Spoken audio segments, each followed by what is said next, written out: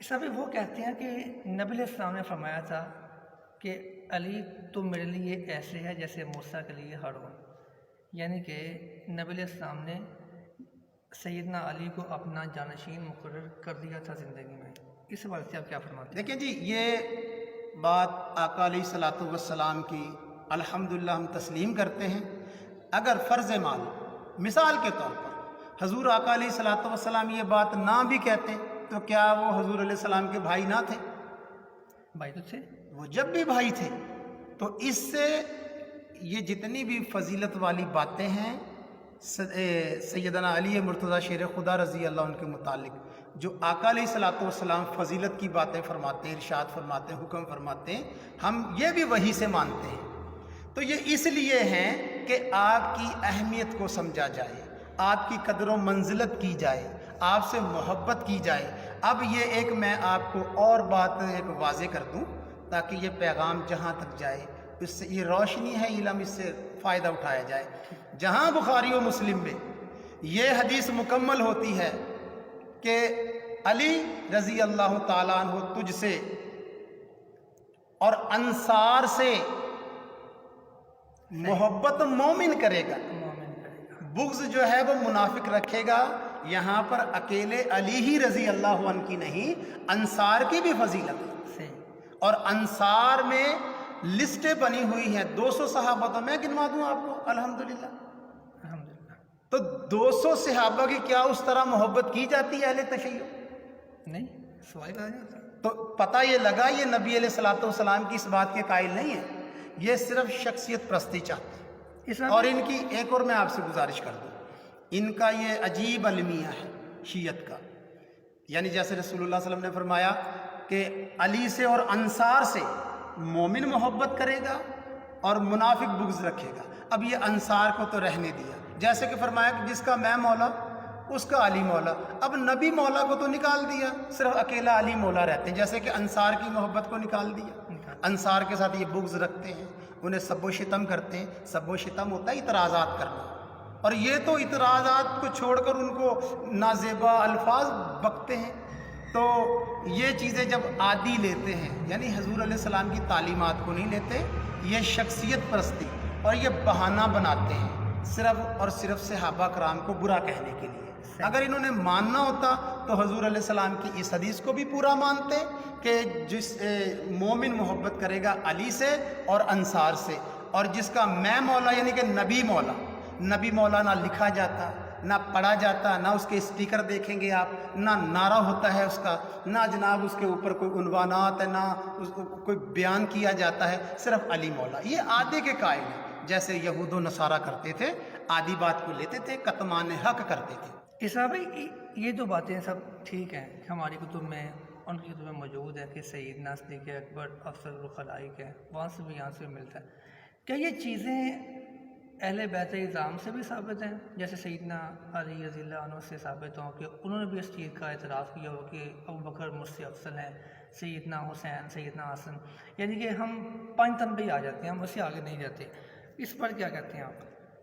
دیکھیں جی، یہ بات تو ان کے ذاکرین بھی جانتے ہیں اور یہ باتیں عام ہیں کہ حضرت علی رضی اللہ تعالیٰ عنہ اور حسن و حسین کریمین رضی اللہ تعالیٰ عنہ وہ اپنی زندگی میں بیان کیا کرتے تھے کہ ابو بکر افضل ہیں، عمر افضل ہیں، اور عثمان غنی رضی اللہ عنہ افضل ہیں۔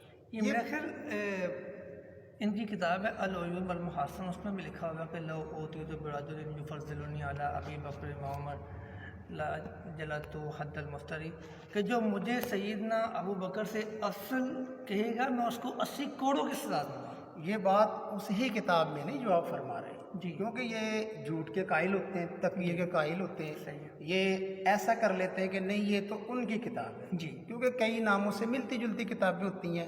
تو یہ ایک کتاب ہے ہمارے پاس رجال کشی، یہ اہل تشیع کی معتبر ترین کتاب ہے، اور یہ کتاب کی ہی جیسے ہمارے ہاں رجال کی کتابیں ہیں، ہم نے پیچھے پروگرام میں بھی ان کے نام لیے تھے۔ جی، تو جیسے کہ ہمارے پاس تہذیب التہذیب، الکاشف، تو لسان المیزان، میزان الاعتدال، یہ جس طرح ہماری رجال کی کتابیں ہیں کہ راوی کا ہم جو سارا ڈیٹیل معلوم کر سکتے ہیں کہ یہ صحیح ہے یا ضعیف ہے، جس کی وجہ سے حدیث معتبر ہوتی ہے یا رد کی جاتی ہے۔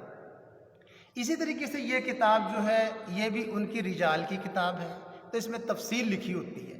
تو جو بھائی نے حوالہ دیا ہے پہلے، وہی سیم حوالہ یہاں پر موجود ہے، تو آپ کو یہ اسکرین پر دکھا دیتے ہیں۔ تو اس کا صفحہ نمبر جو ہے وہ 283 نمبر ہے، اور یہ یہاں پر موجود ہے کہ سیدنا علی رضی اللہ تعالیٰ عنہ نے باقاعدہ منبر پر چڑھ کر یہ بات کی کہ خبردار، اگر کسی کو میں نے یہ کہتے ہوئے سن لیا کہ وہ مجھ علی کو ابو بکر و عمر سے فضیلت دیتا ہے تو میں اسے 80 کوڑے لگاؤں گا۔ یہ یہاں بات یاد رکھنی چاہیے کہ یہ سیدنا علی رضی اللہ تعالی عنہ جس سنت کو ادا کر رہے ہیں وہ حضور آقا علیہ الصلوۃ والسلام کی سنت ہے کہ کوئی اہم بات کرنی ہوتی تھی تو آقا علیہ الصلوۃ والسلام منبر پر تشریف لے جایا کرتے تھے۔ تو سیدنا علی رضی اللہ تعالی عنہ محفل میں ہی نہیں، آپ منبر پر تشریف لے جا کر یہ ارشاد فرما رہے ہیں، تو آپ اس بات کی اہمیت کو جانیں۔ سیدنا علی نے اپنے جو بیٹوں کے نام رکھے ہیں اس کی بھی ترتیب یہی ہے، محمد، ابو بکر، عمر اور عثمان۔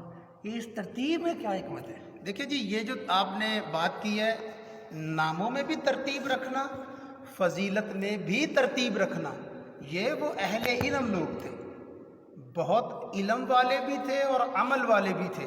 تو وہ باقاعدہ، یہ نہج البلاغہ میرے پاس کتاب موجود ہے، تو یہ نہج البلاغہ میں بھی جو بھائی نے سوال کیا ہے ترتیب کے حوالے سے، تو اس کے اندر بھی اسی طریقے سے ہے کہ آپ فرماتے ہیں کہ جس طرح اور جن لوگوں نے بیعت کی ہے ابو بکر کی، جی، عمر کی، عثمان کی، یعنی یہ ترتیب کو ملحوظ خاطر رکھ رہے ہیں۔ یعنی بھائی کا بڑا علمی سوال ہوتا ہے، اور میں پہلے بھی عرض کر چکا ہوں تاکہ لوگوں کو پتہ چلے کہ بات کیا کی جا رہی ہے اور کیا سمجھایا جا رہا ہے۔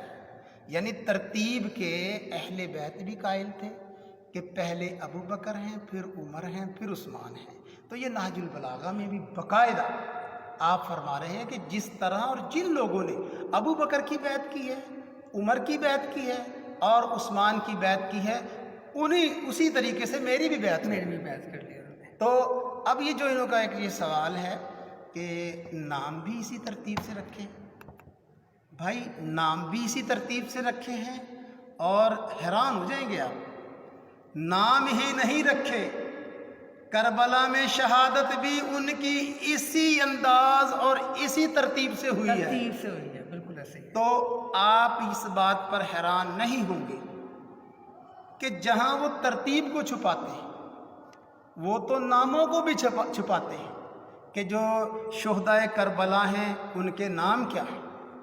ان میں ایک ابو بکر، ایک عمر، ایک عثمان، تینوں سیدنا علی کے بیٹے تھے اور حسین کے بھائی تھے۔ حسن کے بھی بیٹے تھے رضی اللہ، ان کے بھی نام تھے، ہاں جی، ان کے بھی نام شیخین پہ نام تھے۔